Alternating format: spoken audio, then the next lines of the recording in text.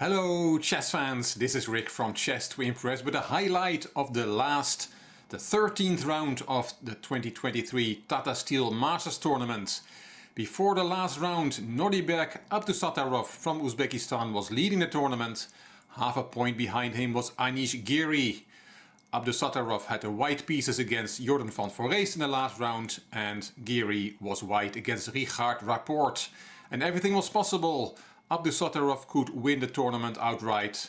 There could be a tie-break of blitz games if those two players would finish at the same score, but also Anish Giri could still win a tournament outright. The position on the board is after the 33rd move from black, Queen e6 to e5. Black is Richard Rapport and Anish Giri is on the white side.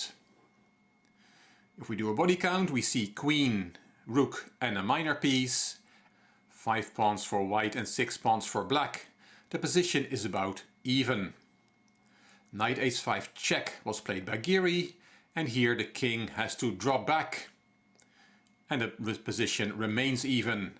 After the game, Giri said that he had seen this variation, which is quite nice. Queen a8 check, king h7, queen e8, and you cannot take that queen because there is knight takes f6 check, winning the queen back and thus winning a piece. But after queen e8 you don't have to take on e8, there are other moves for black. But just as Giri was calculating those variations, Rapport played king g6 instead. He did not go back to the back rank with the king, and king g6 is a mistake. It is in fact a big blunder. Giri saw the refutation. He said, "I'm all about cheapos," and I saw this cheapo from a mile away. He still took 4 minutes to check everything to make sure there was no hidden meaning behind king g6 that he had not seen. But there wasn't, and here's that cheapo. Well, it's a cheapo at a grandmaster level. I still find it amazing that Giri found this move. Rook takes d6 works for white. It not only wins a pawn, but if you take that rook, then it's suddenly checkmate on f5. So you cannot take the rook. If it was white again, there would be rook takes f6 check. That also wins material. So what to do? Rapport came up with king g5. Played after 9 seconds. In the meantime, he had seen as well that he had blundered. He was trying to keep a straight face, that it was all part of the plan, but it wasn't. Here you can take on f6, but the better move is the move that Giri played. He played rook d5, hitting the queen, and now that rook is protected by the white queen. Black gave a check, king g2, and what is the threat now? Well, if it was white to play again, then there is queen takes f5 check, king h4 only move, and a very nice checkmate on the board.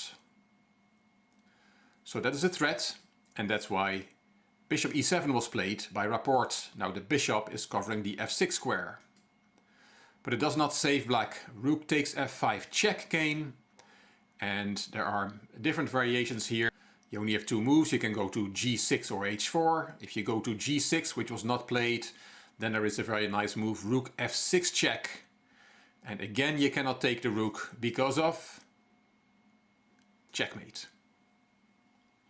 And if you don't take the rook but go to g5 with the king, then there is rook takes f7. And white is totally winning. And if you go to h7 instead, then also rook takes f7 check comes. And we have another checkmate variation. I'll show you. It's quite nice. King has to go in the corner and we sacrifice that rook once again for a checkmate with the queen. So all that after rook takes f5 check and then king g6. Rapport played king h4, the only other legal move, but he resigned after queen g3 check.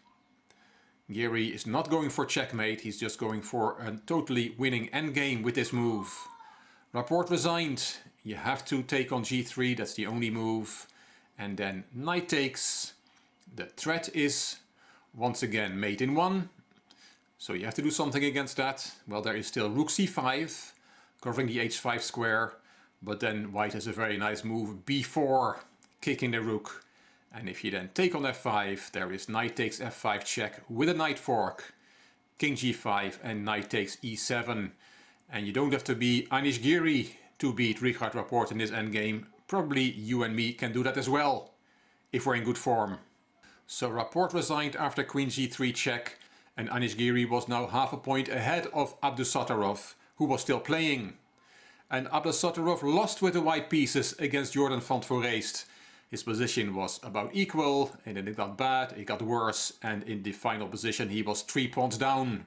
This means that Anish Giri has won the Tata Steel 2023 Masters Tournament after a number of second places and heartbreak 2 years ago when he lost in a tie-break against Jordan van Foreest. This time it was his countryman who helped him get the victory by beating Abdusattorov in the last round, while Giri beat Rapport in the last round. What a wonderful tournament it was, and what a well-deserved winner we have. I hope you enjoyed this video and that you liked my coverage of the 2023 Tata Steel Tournament. If you like this video, please give it a thumbs up, please subscribe to the Chess to Impress channel, and please leave a comment. I will read them all and I will reply to them all. If you like the video, it would be great if you could share it on social media by clicking the share button on YouTube. You can find me on Instagram, on Twitter and on Facebook. This is Rick for Chess to Impress. Thank you for watching.